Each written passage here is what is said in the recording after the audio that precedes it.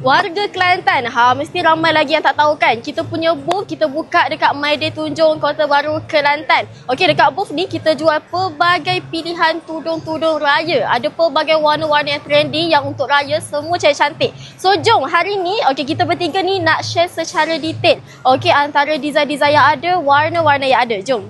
Okey, yang mana tengah mencari tudung bawal nombor 1 Diamond Kopi Swarovski untuk bidang 55, dekat booth Ira Sukri ni kita ada banyak sangat pilihan warna terbaru.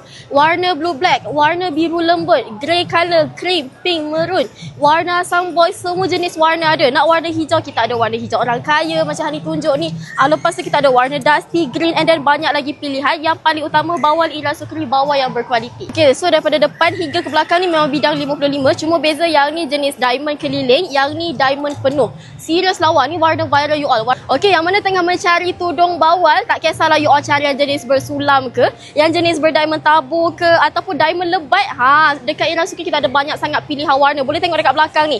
Okay, so next kita ada tudung bawal Diamond Kopi Swarovski. Ni bawal nombor 1 tau. Tudung owning senang, bentuk on point. Paling utama tengoklah pelbagai pilihan warna, design comel-comel lawa-lawa. Okay, ni design pertama untuk diamond. Design kedua, design ketiga, keempat. Semua cantik-cantik lawa-lawa. Kalau you all rasa berkenan, kena dengan tema raya you all, jemput singgah dekat kita punya booth. Location My Day Tunjung Kota Baru Kelantan. So jemput singgah deh. Buka pukul 10 pagi sampailah 10 malam. Kita buka sampai 30 hari bulan 3.